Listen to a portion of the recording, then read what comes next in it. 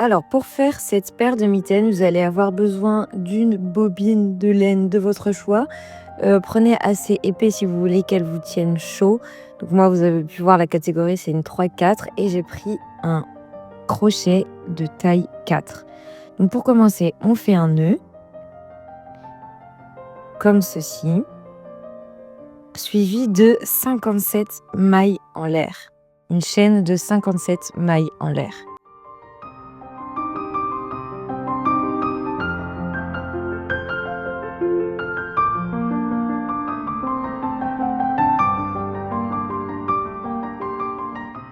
Quand vous arrivez à la fin, vous allez pouvoir compter 4 mailles à partir du crochet et dans la 4e, vous allez piquer pour faire une bride. Pour faire une bride, on pique, on va chercher le fil, on a donc 3 boucles sur le crochet et on passe dans 2, puis dans 2. Et donc là, vous avez une bride. Donc je vous remontre, on pique, on tire le fil, on a donc 3 brides, on fait un jeté de boucles, un jeté de boucles. Et donc vous avez une bride. Voilà, je vous laisse regarder encore et mettez au ralenti, n'hésitez pas surtout si vous trouvez que ça va trop vite. Et donc ça, on va le faire jusqu'à la fin en fait des 57 mailles.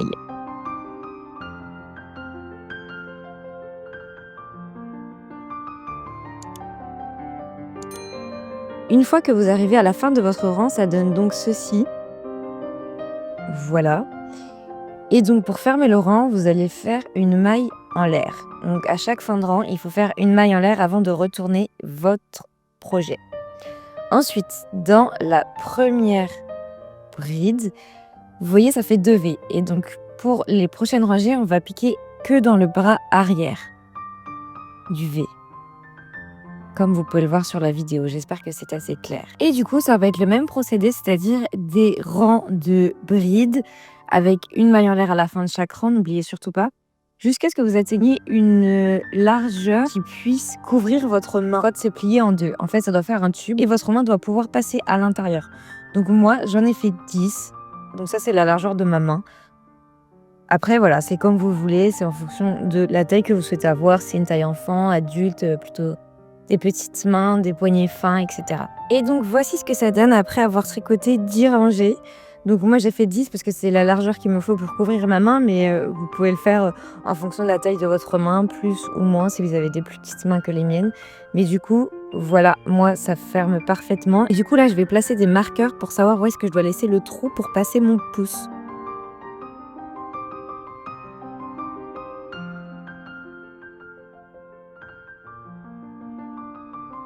Une fois que j'ai placé les repères, je plie le travail en 2. Je peux donc commencer à accrocher, à coudre en fait les 2 parties.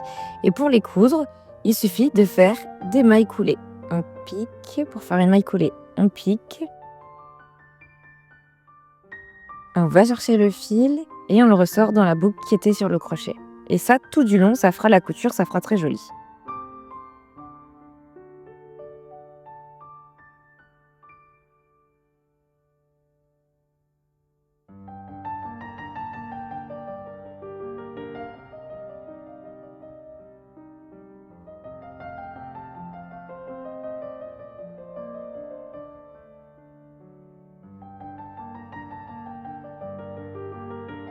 Une fois que vous arrivez au niveau de votre premier marqueur, alors là, il ne faut plus coudre, il faut laisser un trou. Et du coup, vous allez continuer votre rangée de mailles coulées sur un seul côté des 2 parties.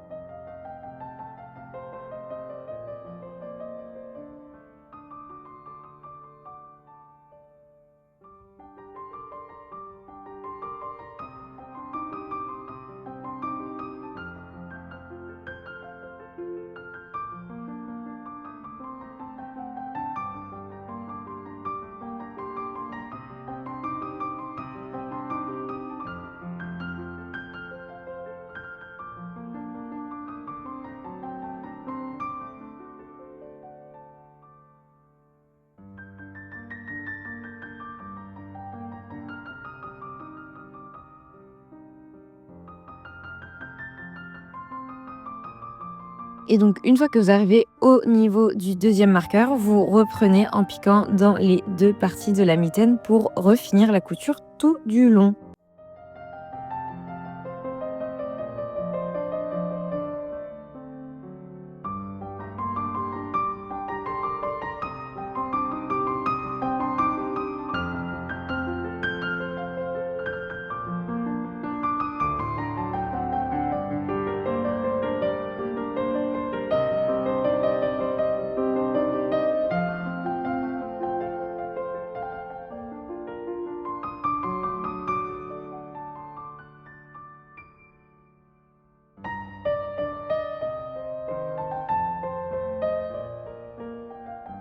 Et donc là, je vais enfiler la paire de mitaines pour vérifier qu'au niveau de la largeur, au niveau du placement du pouce, etc., tout va bien. Et ça m'a l'air pas mal. Du coup, en soi, vous pouvez vous arrêter juste là en faisant un petit rabat comme moi je suis en train de le faire. Je vais vous montrer plus tard ce que ça donne vraiment. Et à présent, ce que je suis en train de faire, c'est une rangée de mailles serrées tout au bord du haut de la mitaine parce que je voulais que ça fasse une finition toute propre. Donc, je fais des mailles serrées tout du long pour avoir cette bordure dont je vous parle.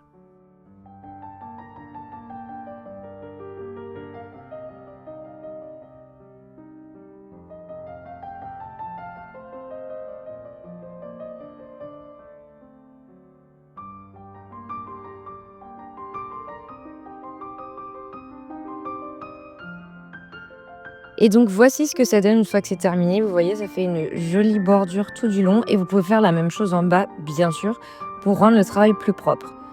Et donc maintenant que vous avez fini, vous pouvez couper tous les fils et faire de même pour de l'autre côté, pour la deuxième main.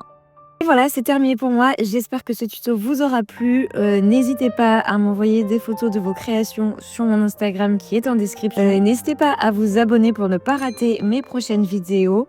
Et je vous fais plein de bisous.